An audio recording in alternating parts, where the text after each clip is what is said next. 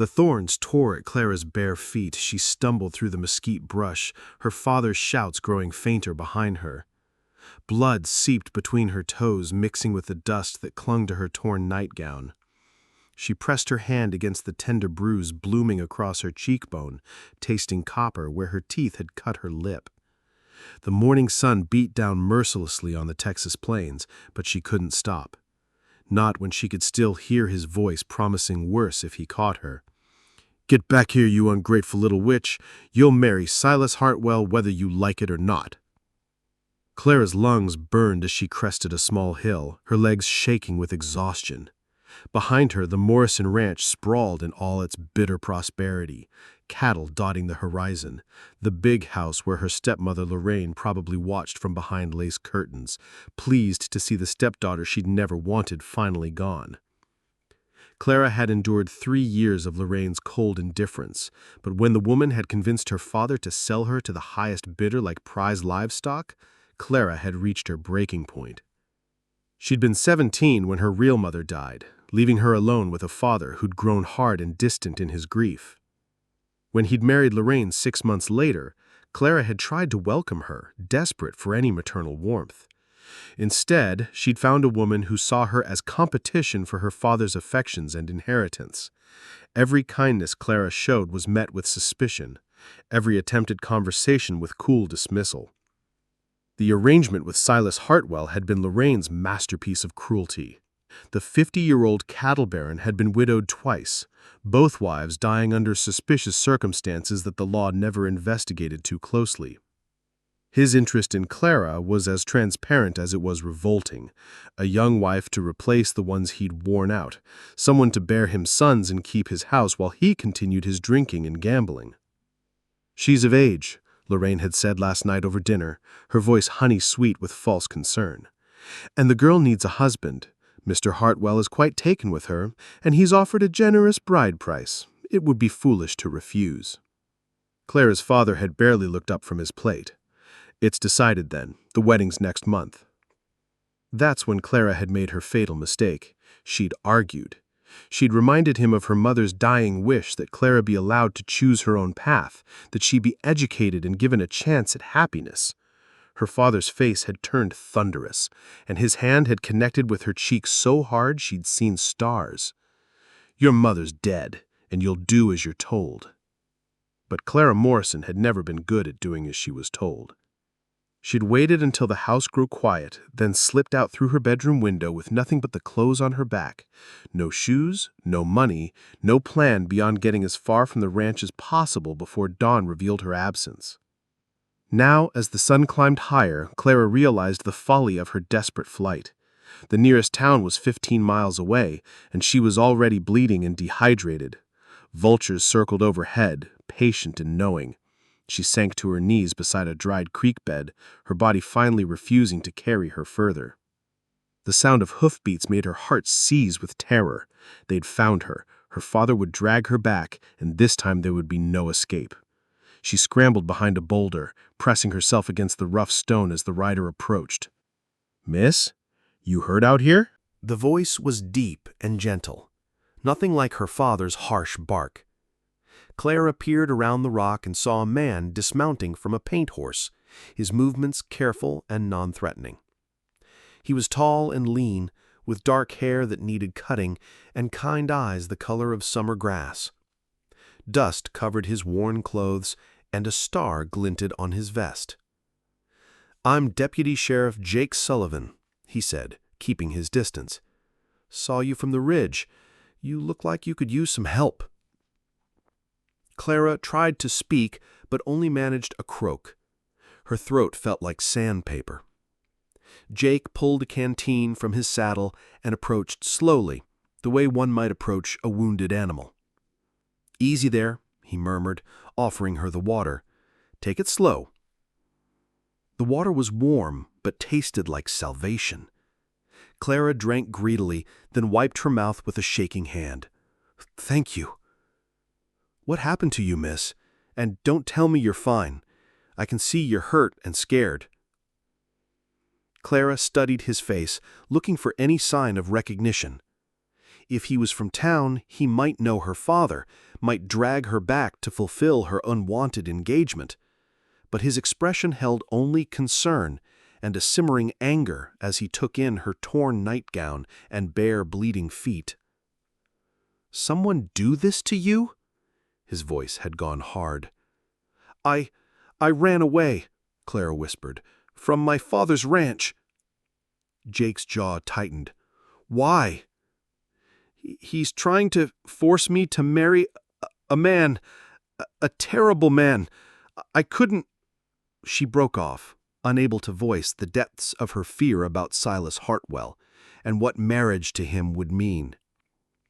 "Silas Hartwell," Jake said, and it wasn't a question. Clara's eyes widened. "You know him?" "Know of him. Been trying to build a case against him for months, but his money buys a lot of silence. No woman should be forced into that." Relief flooded through Clara so powerfully she nearly sobbed. Here was someone who understood, who saw Silas for what he truly was. "My stepmother arranged it. The bride price, she called it." "Like selling cattle," Jake muttered, and then looked at her with new intensity. "You're Clara Morrison." Fear spiked through her again. "You know my father?" "No, he's been looking for you since dawn. Half the county's out searching." He studied her face, taking in the fresh bruise and split lip. "But I'm thinking maybe you don't want to be found." Clara's silence was answer enough. Jake crouched down to her level, his voice gentle but firm. "Miss Morrison, I can't force you to go back. You're of age, and you have the right to make your own choices. But you can't stay out here. You'll die of exposure, or worse." "I have nowhere to go," Clara admitted, the words scraping her throat raw. "Well," Jake said, standing and extending his hand to her, "that's not exactly true. There's a place about 5 miles from here. A friend of mine runs a small ranch with his sister. Good people who won't ask too many questions and won't turn away someone in need." Clara stared at his outstretched hand. Taking it would mean trusting a stranger, but staying meant certain death. And something in Jake Sullivan's green eyes told her he was a man who kept his word. She placed her torn palm in his calloused one, and he helped her to her feet with infinite care. Jake lifted Clara onto his horse as gently as he could, settling her sideways in front of him so she could grip the saddle horn. She was lighter than she should be, all bones and fear, and when she swayed with exhaustion, he wrapped one arm around her waist to steady her. "Just hold on," he murmured against her hair. "We'll be there soon." The ride to the Callahan Ranch passed in a blur of pain and blessed relief. Clara found herself leaning back against Jake's solid chest, drawing comfort from his steady presence. He smelled of leather and honest work, so different from the cloying cologne Silas Hartwell bathed himself in. "Tell me about these friends of yours," Clara said, needing distraction from the throbbing in her feet. "Tom and Sarah Callahan. Lost their parents when they were young, been working that land together ever since. Tom's got a good heart, but a bad leg from a horse accident. And Sarah," Jake chuckled softly, "Sarah's got more sand than most men I know. She'll take one look at you and start planning how to fix whatever's wrong." "And they won't mind harboring a runaway?" Jake's arm tightened protectively around her. "You're not a runaway, Clara. You're a grown woman making a choice about her own life." The distinction mattered more than she could express. For 3 years, Lorraine had made her feel like a burden, an unwanted reminder of her father's first wife. To be called a grown woman with agency over her own fate felt revolutionary.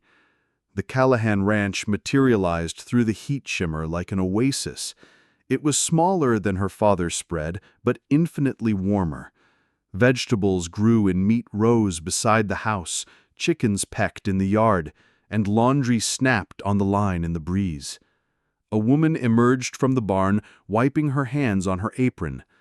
Sarah Callahan was perhaps 30, with sun-streaked brown hair and the kind of competent beauty that came from useful work.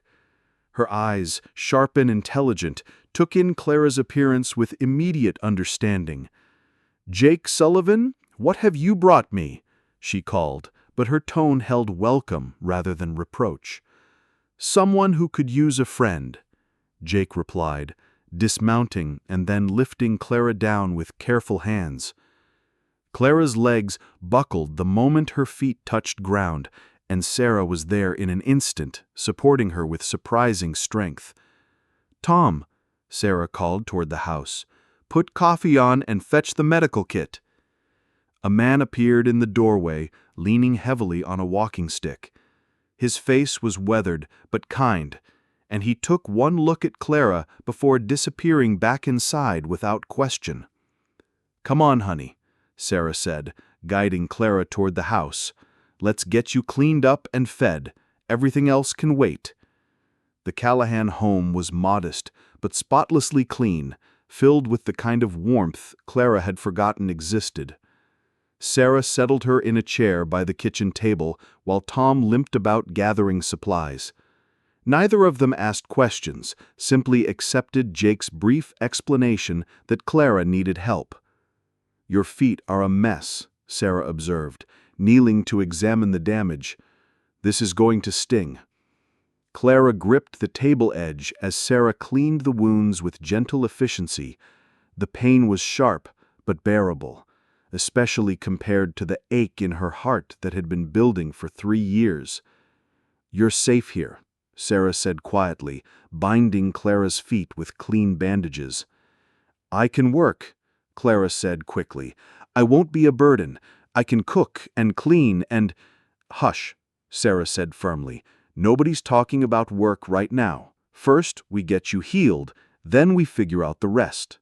Jake had been standing by the window, keeping watch, but now he turned back to them. "Your father's got men searching the main roads, but they haven't come this way yet. Still, it won't take long for someone to think of checking the neighboring ranches." Fear flickered in Clara's chest, but Tom spoke up from where he was pouring coffee. "Let him come," he said calmly. "Clara's our guest now.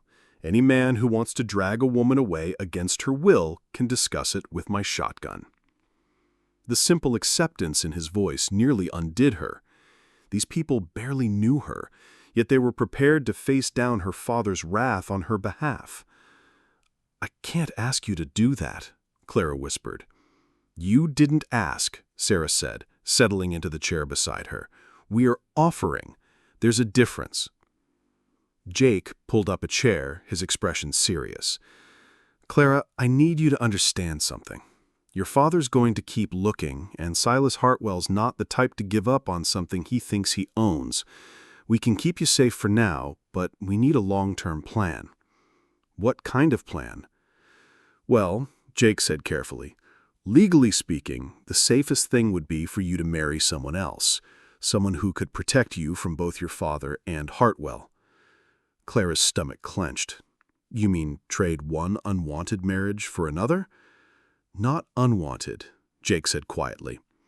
"If you found someone you could trust, someone who'd respect your choices and give you the freedom to be yourself." Their eyes met across the table, and Clara saw something in his gaze that made her pulse quicken. Was he suggesting what she thought he was suggesting? "Marriage shouldn't be a business arrangement," Sarah said firmly, shooting Jake a warning look. "Clara needs time to heal and figure out what she wants." "Time's one thing we might not have much of," Jake replied. "Hartwell's got influence in this county. He could make life difficult for anyone who helps her." "Then we'd better make sure Clara's got stronger protection than just hiding out here," Tom said thoughtfully. Clara looked between the 3 faces surrounding her. Jake's concerned intensity, Sarah's fierce protectiveness, Tom's quiet strength. 6 hours ago, she was alone and desperate. Now she sat in a warm kitchen surrounded by people willing to fight for her freedom. "What exactly are you all suggesting?" she asked. Jake leaned forward, his green eyes serious. I'm suggesting that maybe the best way to beat men like your father and Hartwell is to turn their own game against them. They see women as property to be bought and sold. But what if you chose your own buyer? What if you married someone who'd give you everything they never would: respect, partnership, and the right to make your own choices? Clara's heart hammered against her ribs. You mean trade one unwanted marriage for another? Not unwanted, Jake said quietly. If you found someone you could trust, someone who'd respect your choices and give you the freedom to be yourself. Their eyes met across the table, and Clara saw something in his gaze that made her pulse quicken. Was he suggesting what she thought he was suggesting? Marriage shouldn't be a business arrangement, Sarah said firmly, shooting Jake a warning look. Clara needs time to heal and figure out what she wants. Time's one thing we might not have much of, Jake replied. Hartwell's got influence in this county. He could make life difficult for anyone who helps her. Then we'd better make sure Clara's got stronger protection than just hiding out here, Tom said thoughtfully. Clara looked between the three faces surrounding her. Jake's concerned intensity, Sarah's fierce protectiveness, Tom's quiet strength. 6 hours ago, she was alone and desperate. Now she sat in a warm kitchen surrounded by people willing to fight for her freedom. What exactly are you all suggesting? She asked. Jake leaned forward, his green eyes serious.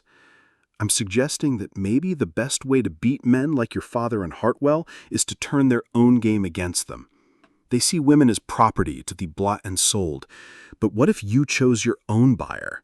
What if you married someone who'd give you everything they never would: respect, partnership, and the right to make your own choices? Clara's heart hammered against her ribs. You mean trade one unwanted marriage for another? Not unwanted, Jake said quietly. If you found someone you could trust, someone who'd respect your choices and give you the freedom to be yourself. Clara saw something in his gaze that made her pulse quicken. Was he suggesting what she thought he was suggesting? Marriage shouldn't be a business arrangement, Sarah said firmly.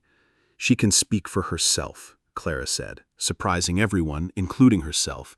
She studied Jake's face, looking for any sign of the calculating coldness she'd seen in Silas Hartwell's eyes. Instead, she found warmth, sincerity, and something deeper that made her breath catch. You barely know me, she whispered. I know you're brave enough to run barefoot across 15 miles of desert rather than submit to a forced marriage. I know you're kind enough to worry about being a burden when you're the one who needs help. And I know I haven't been able to stop thinking about you since I found you by that creek bed. The kitchen fell silent except for the ticking of the mantel clock. Clara stared at their joined hands, her mind reeling. This morning she was a prisoner in her father's house. Now a man she'd known for mere hours was offering her not just protection, but partnership. This is crazy, she breathed. Probably. But sometimes crazy's the only sane response to an insane situation.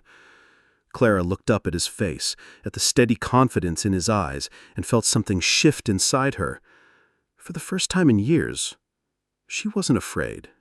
3 days passed in a strange bubble of domestic tranquility. Clara's feet healed enough for her to walk around the Callahan ranch, and she threw herself into helping with the daily chores. Sarah protested at first, but Clara needed the work, needed to feel useful and wanted rather than tolerated. She discovered she had a talent for bread making that surprised everyone, including herself.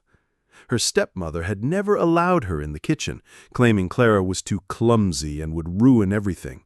But under Sarah's patient guidance, Clara found a rhythm in kneading dough and satisfaction in pulling golden loaves from the oven. "Where did you learn to do that?" Sarah asked, watching Clara shape another batch of rolls with expert hands. "I used to sneak into the kitchen when I was younger," Clara admitted. "Our cook, Maria, would let me help sometimes, but only when Lorraine was out visiting. Said I had natural hands for baking." "Your stepmother didn't approve." Clara's hands stilled in the dough. "Lorraine didn't approve of much I did. said it wasn't proper for a lady to do servant's work. "Seems to me there's nothing improper about feeding people," Tom observed from his spot at the table, where he was mending a bridle. "Useful skill for a wife to have." The word wife still made Clara's stomach flutter. Jake visited every morning and evening, bringing news from town and slowly building the case for their unconventional solution. Her father's search parties had widened their circle, and twice riders had passed within a mile of the Callahan ranch. Each near miss made the tension tighter. "Hartwell's getting impatient," Jake reported on the third evening as they sat on the porch watching the sunset. "Word is he's threatening to withdraw his bride price if your father can't produce you soon." "Good," Clara said with more vehemence than she'd intended. "Let him find some other poor girl to terrorize." "He won't give up that easy. Men like Hartwell don't like being denied what they think they're owed." Clara pulled her shawl tighter against the evening chill. "What about the law? Can't you arrest him for something?" "For what? Wanting to marry a willing bride." Jake's jaw tightened. "That's how everyone sees it. A legitimate business arrangement between your father and him. The fact that you're unwilling is, inconvenient." The injustice of it burned in Clara's throat. So women have no legal protection against being sold? Precious little, unless you're already married to someone else. Then you become that man's responsibility instead of your father's. They sat in silence for a while, watching the stars emerge in the darkening sky. Clara had grown comfortable with Jake's presence over the past few days, drawn to his quiet strength and the way he listened to her opinions as if they mattered. But the weight of decision still pressed heavy on her shoulders. "Tell me about your family," she said suddenly. Jake was quiet for so long she thought he wouldn't answer. Then, "Don't have much family left. Parents died of fever when I was 16. Had a sister, but she married a gambler and moved to California. Haven't heard from her in 3 years. "You've been alone all this time?" "Mostly. Tom and Sarah are as close to family as I've got now." I looked at you sideways. "What about you, besides your father and stepmother?" "My mother had a sister in Denver, but they lost touch years ago. I don't even know if she's still alive.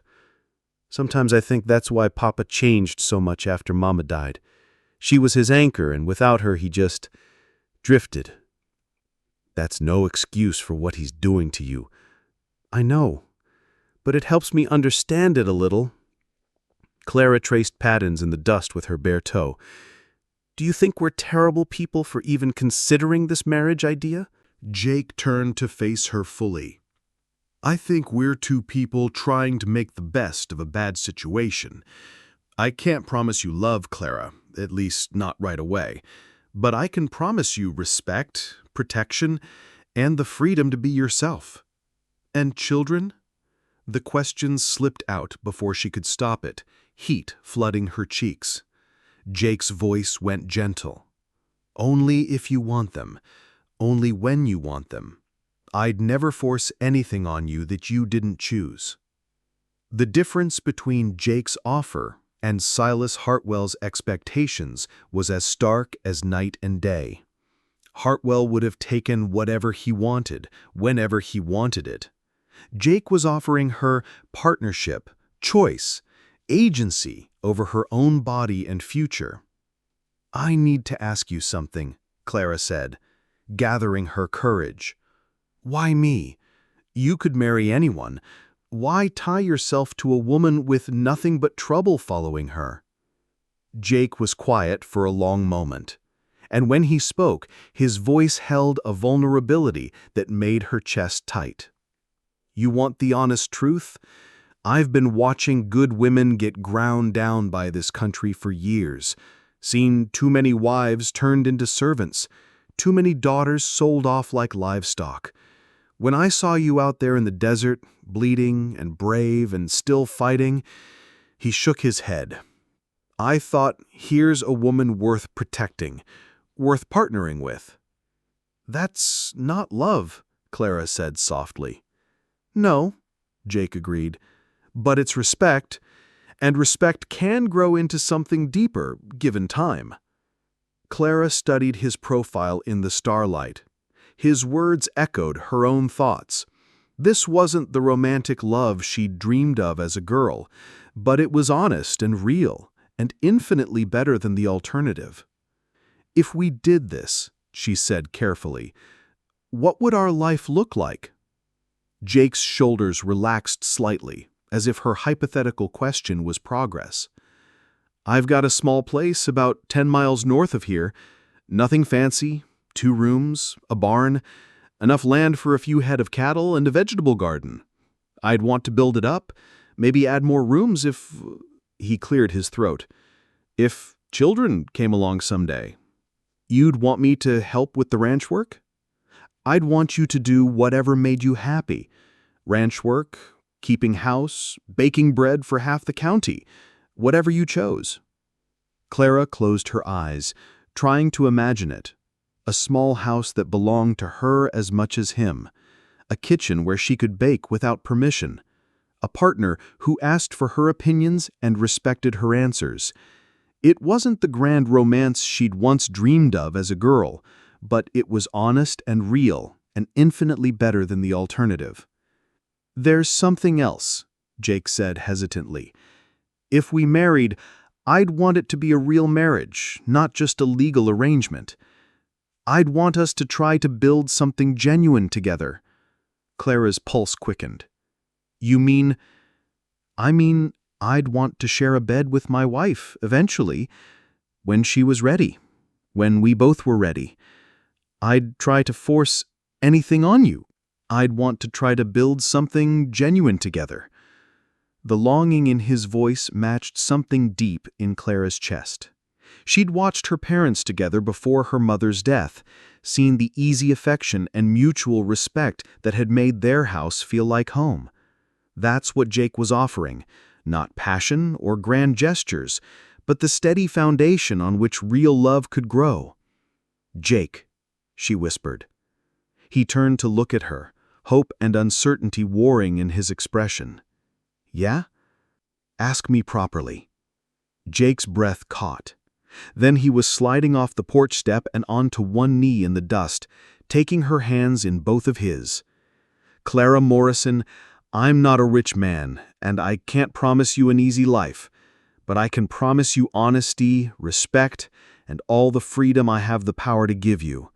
Will you marry me?" Clara looked down at his upturned face, at the steady green eyes that had never once looked at her like she was property to be owned. In the distance, a coyote howled, wild and free under the endless Texas sky. "Yes, I will marry you." The wedding took place 4 days later in Sarah Callahan's front parlor, with Tom as witness and a traveling preacher who asked no awkward questions about the bride's lack of family or proper wedding dress. Clara wore Sarah's best blue dress, taken in at the waist and hemmed to fit her smaller frame. Jake had ridden to town for a simple gold band that he slipped onto her finger, with hands that trembled slightly. "By the power vested in me by the state of Texas," the preacher intoned, "I now pronounce you husband and wife." Jake's kiss was gentle and brief, more promise than passion, but it sent warmth spiraling through Clara's chest nonetheless.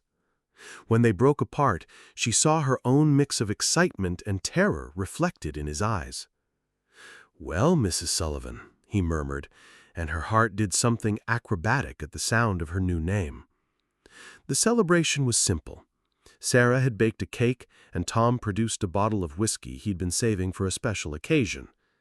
But as Clara sat beside her new husband, surrounded by the only people who'd shown her true kindness in years, she felt richer than she ever had in her father's big house.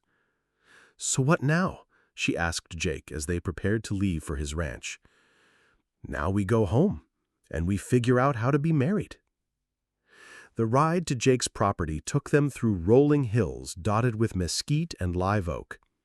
Clara had expected to feel nervous about her wedding night, but instead she felt oddly calm. Jake had made no demands, set no expectations beyond their mutual commitment to try. His ranch was as modest as he'd described, a small wooden house with a stone chimney, a sturdy barn, and a chicken coop that had seen better days. But the setting was beautiful, nestled in a valley with a creek running through it and hills rising on all sides like protective walls. "It's not much," Jake said, suddenly self-conscious as he helped her down from his horse. "It's perfect," Clara said, and meant it. After 3 years in her father's cold mansion, this little house felt like sanctuary. Jake showed her through the 2 rooms, a main area that served as kitchen and parlor, and a bedroom barely large enough for the double bed and washstand it contained.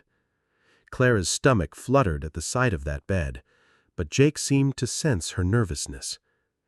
"I can sleep in the barn tonight. Give you time to get used to the place?" Clara turned to study his face, seeing the same mixture of desire and restraint she felt in her own chest. This man was her husband now, had offered her protection and partnership when she had nowhere else to turn. The least she could do was trust him with the rest. "That's not necessary," she said, her voice steadier than she felt. "We're married. Married people share a bed." Jake's eyes darkened, but his voice remained gentle. "Only if you're sure, Clara. There's no rush." Instead of answering with words, Clara reached up and began removing the pins from her hair, letting the dark waves fall around her shoulders. Jake's breath caught, and she saw his hands clench at his sides. "I'm sure," she whispered. What followed was nothing like the brutal claiming Clara had feared from Silas Hartwell's hands. Jake undressed her slowly, reverently, pressing gentle kisses to each new expanse of skin he revealed. His touch was patient and careful, designed to give pleasure rather than take it. "So beautiful," he murmured against her throat, and Clara felt beautiful under his hands, desired and cherished rather than used. When he finally made her fully his wife, Clara understood for the first time why poets wrote sonnets about love. This wasn't just physical joining, but something deeper: trust given and received, vulnerability shared and protected. Afterward, as they lay tangled together in the narrow bed, Jake traced lazy patterns on her bare shoulder. "Any regrets?" he asked softly. Clara considered the question seriously. 24 hours ago, she'd been a terrified runaway, with no future beyond what others would impose on her. Now she was Clara Sullivan, wife to a good man, mistress of her own small domain. "None," she said firmly. "What about you?" Jake's arm tightened around her, "Only that it took me so long to find you." They were still learning each other, how to share space and make decisions and navigate the 1,000 small intimacies of married life. But as Clara drifted off to sleep in her husband's arms, she felt something she hadn't experienced in years: hope. The sound of horses approaching at dawn woke them both. Jake was out of bed and reaching for his gun belt before Clara fully processed the danger, but she recognized the harsh voices outside their door. "Sullivan! I know she's in there! Send out my daughter!" Clara's father had found them. Jake pulled on his pants and moved to the window, peering through the curtain. 5 men, he reported grimly. "Your father, 2 ranch hands, and—" His jaw tightened. "Silas Hartwell." Clara's blood turned to ice. She scrambled into her dress, hands shaking as she tried to fasten the buttons. "What do we do?" "We face them," Jake said simply. He turned to her, his expression fierce with protection. "You're my wife now, Clara, legally and every other way that matters. They can't take you without cause." "Jake Sullivan," her father's voice boomed across the yard. "You've got something that belongs to me." Jake strapped on his gun belt and checked his revolver. "Stay behind me," he told Clara. "Let me do the talking." They stepped out onto the small porch together, Jake's hand resting casually but meaningfully on his weapon. Clara's father sat his horse like an avenging angel, his face purple with rage. Beside him, Silas Hartwell looked like a man who'd been denied his favorite toy. "Morning, gentlemen," Jake said calmly. "You're on my property." "Don't play games with me, boy. That's my daughter you've got there, and she's coming home." "Actually," Jake replied calmly, "that's my wife, as of yesterday." The words hit his father like a physical blow. He reeled back in his saddle, then his face contorted with fury. "Impossible! I didn't give permission for any marriage." "Clara's of age," Jake said steadily. "She doesn't need your permission." Silas Hartwell spurred his horse forward, his pale eyes fixed on Clara with possessive rage. "This is theft, plain and simple. That girl was promised to me. I paid good money." "You paid for something that wasn't for sale," Jake interrupted, his voice dropping to a dangerous pitch. "And I'd suggest you remember you're talking about my wife." "Your wife?" Hartwell's laugh was ugly. "You think a piece of paper makes her yours? I'll have this marriage annulled before the week's out. She belongs to me." Clara felt the old fear rising in her throat, but then Jake stepped slightly forward, placing himself more fully between her and the man who would claim her. "The marriage was consummated," Jake said bluntly. "There's no annulment possible." Her father's face went white, then red. "You ruined her. You stole my daughter and ruined her." "I married her," Jake corrected, "with her full consent and in front of witnesses. There's nothing ruined about it." "We'll see about that," Hartwell snarled. He started to dismount, but the metallic click of Jake's revolver being cocked stopped him cold. "I wouldn't," Jake said softly. "Clara made her choice. She chose me, chose freedom, chose a life where she's valued as more than livestock. You can accept that, or you can explain to the sheriff why you trespassed on my land with armed men." For a long moment, the only sound was the morning wind sighing through the mesquite. Clara could feel the violence hanging in the air like storm clouds, could see her father and Hartwell weighing their options. Finally, Thomas Morrison's shoulders sagged. The fight seemed to drain out of him all at once, leaving behind only a tired old man who'd lost something precious through his own cruelty. "She was all I had left of her mother," he said quietly, and Clara's heart clenched despite everything. "Then you should have treasured her," Jake replied, but his voice had gentled, "instead of trying to sell her to the highest bidder."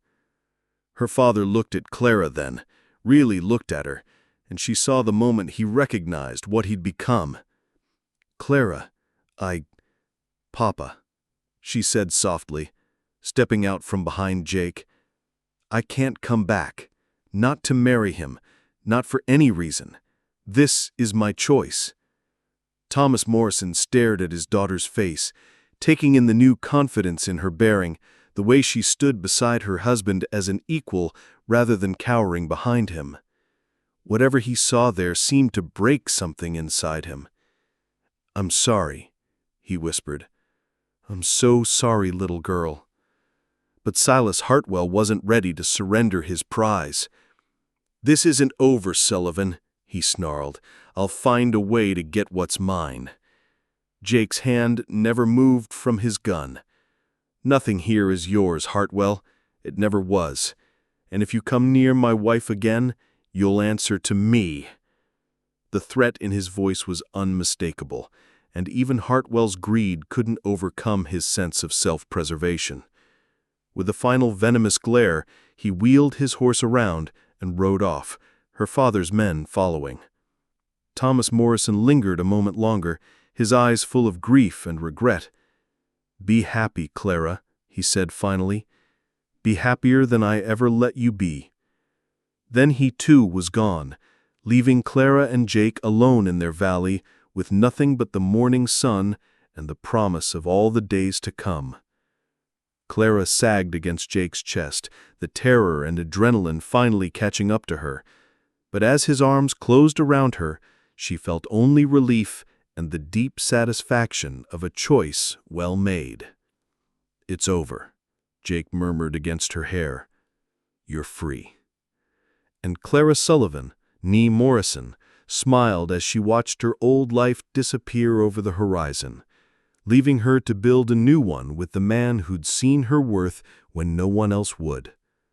The cowboy who'd ridden up to save her had indeed taken her like family, not as property to be owned, but as a partner to be cherished. And in the small house nestled in their protective valley, they began the long, sweet work of turning respect into love and rescue into forever.